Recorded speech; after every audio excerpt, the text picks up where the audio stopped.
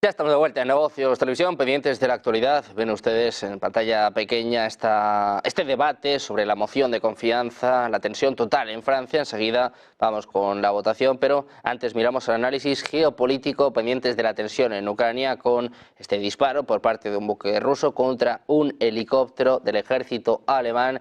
Y también mirando a lo que ha sucedido en las últimas horas en Corea del Sur, vamos a analizar estas cuestiones de la mano de Carlos Hugo Fernández Roca Suárez, profesor del Máster en Seguridad, Defensa y Geoestrategia en la UNIR. ¿Qué tal? Muy buenas, Carlos. Buenas tardes.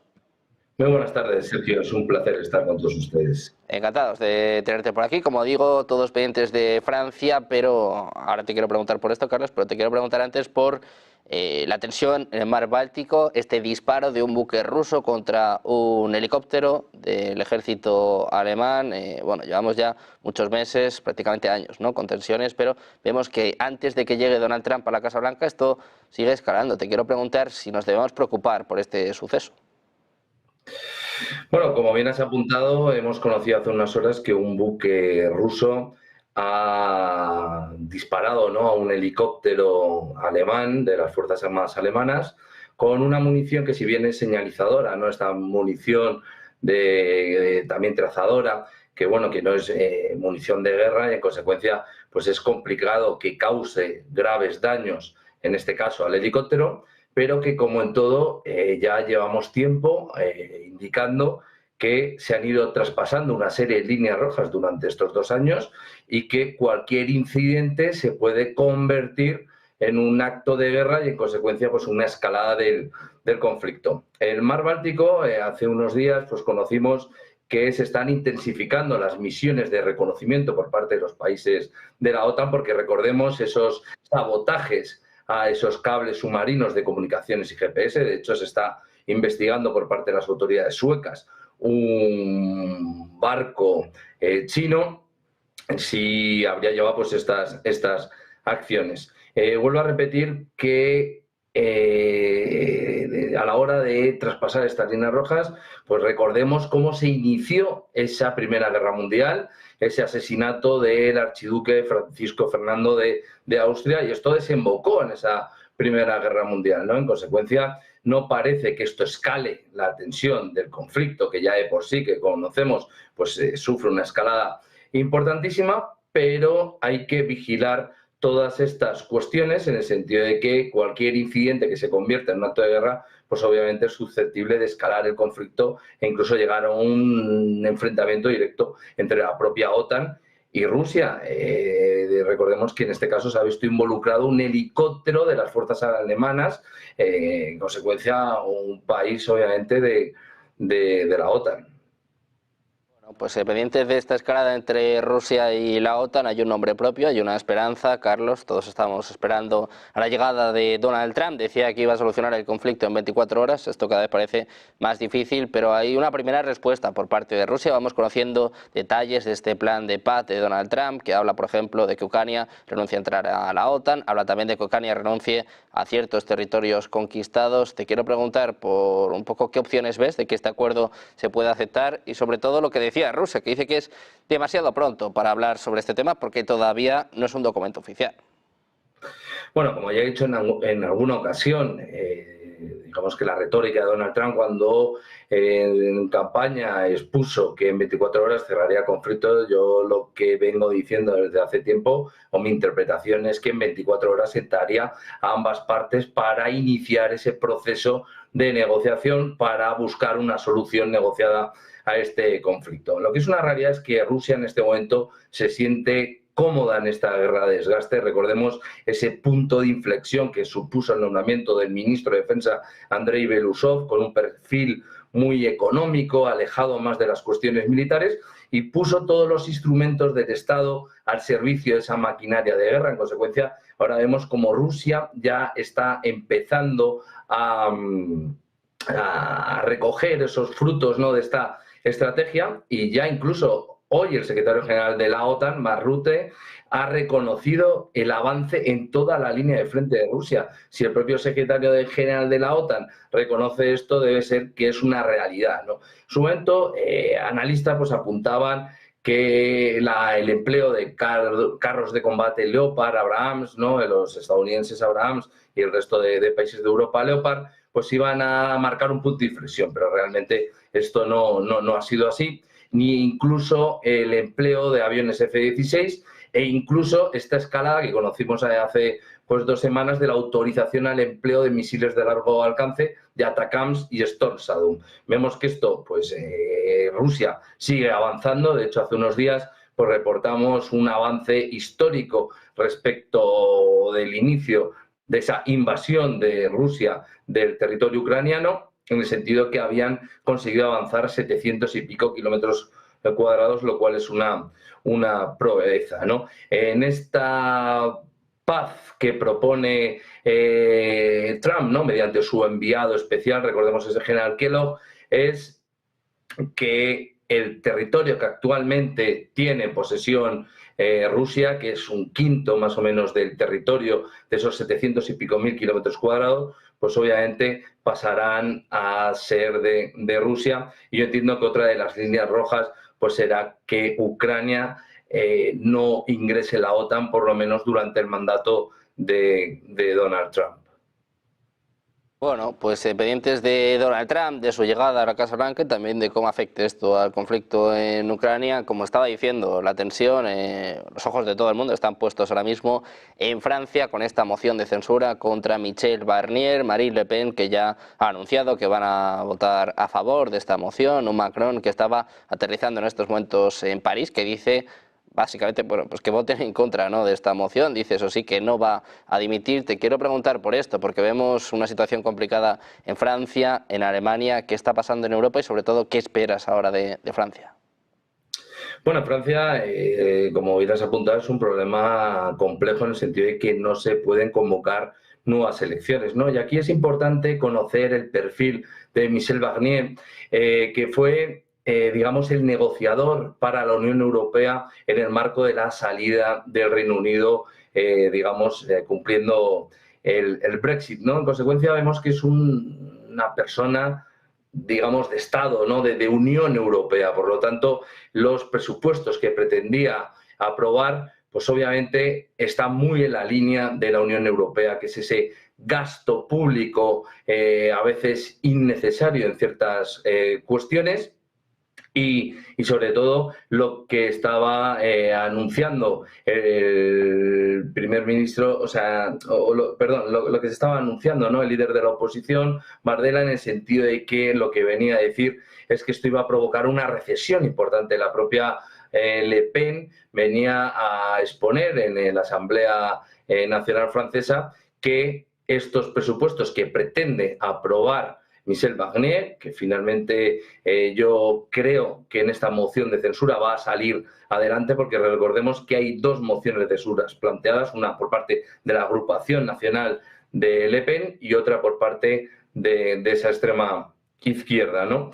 Y es que son unos presupuestos, pues claro, cargados de impuestos para, digamos, en lugar de adelgazar lo que es la estructura del Estado y ese gasto público, pues va en el sentido contrario. Y recordemos que el hecho que ha provocado que se hayan planteado estas 2 mociones de censura es la aprobación del presupuesto de la Seguridad Social sin pasar por la Asamblea Parlamentaria. Y esto contraviene lo dispuesto en el artículo 49.3 de la Constitución. Rápidamente, el presidente Macron se ha apresurado en asegurar que si prospera esta moción de censura, pues, digamos, a la mayor brevedad posible, nombrará un nuevo presidente para evitar ese vacío de poder y que se complique más la situación, sobre todo la situación para Macron, que recordemos que es, junto a Reino Unido y Estados Unidos, por los países que más están impulsando el apoyo a Ucrania, ¿no? Y recordemos que este sábado es la reapertura de la Catedral de Notre Dame, que han sido invitados una serie de mandatarios internacionales. He leído en prensa que Donald Trump ha confirmado su asistencia y entiendo que en este caso pues no querrán tener ese vacío de poder y por lo menos tener a un primer ministro para evitar, como digo, pues ese desgaste, ¿no?, de este gobierno.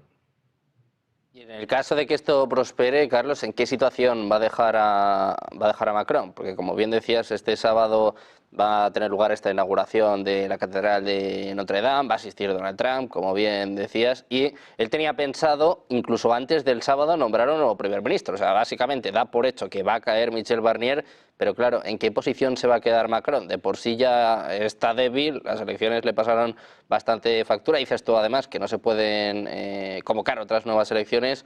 ¿Qué va a pasar con Francia ahora? Porque claro, el caos va a ser total, y más si encima no se pueden celebrar más elecciones.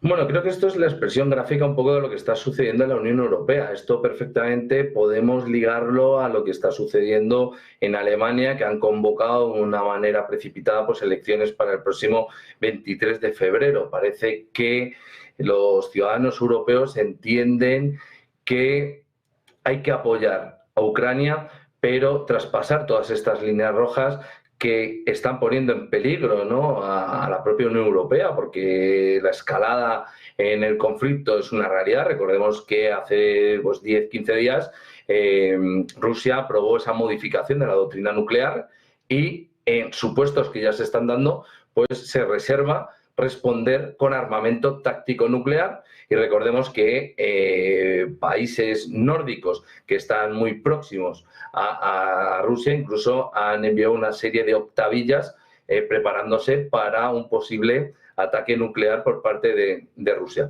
Yo entiendo que los europeos están reaccionando ante una serie de políticas que nos están embarcando, en este caso, en un conflicto en Europa y todo, obviamente, orquestado desde Estados Unidos. Veremos de aquí al 20 de enero cómo escalan todos estos conflictos, porque recordemos también en Oriente Próximo se ha acordado esa tregua entre Israel y Hezbollah, pero vemos cómo eso, unido a unos ciertos intereses y cómo está moviendo un poco el avispero Estados Unidos, esa situación de inestabilidad, pues lo que está sucediendo en Siria, en Alepo.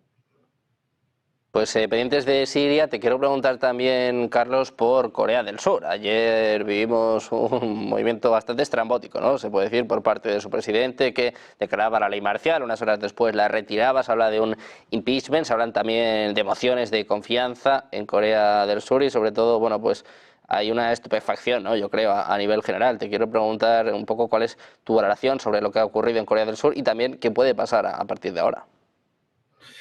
Pues vemos que otra vez se lleva la inestabilidad a la región de Asia-Pacífico y, como ya he apuntado en alguna ocasión, entiendo que la prioridad para la administración Trump es esa región, justamente. Y esto lo que hace es escalar esas tensiones regionales y van a poner muy difícil a la administración Trump para gestionar todas estas áreas y todos estos conflictos, ¿no? Recordemos que ayer el presidente de Corea del Sur, ¿no?, el presidente Yoon Suk, aprobó esa ley marcial, envió a las fuerzas de operaciones especiales al Parlamento para detener a los líderes de la oposición, a los diputados de la oposición, porque en esa aprobación de esa ley marcial apuntaba a que esa oposición estaba muy alineada con, digamos, con Corea del Norte. Vimos esa reacción popular, el líder de la oposición cómo apeló o hizo un llamamiento al pueblo para movilizarse e impedir el acceso al Parlamento, y cómo se aprobó de madrugada, digamos, la derogación de esa ley marcial por 190 votos. Recordemos que son 300 parlamentarios.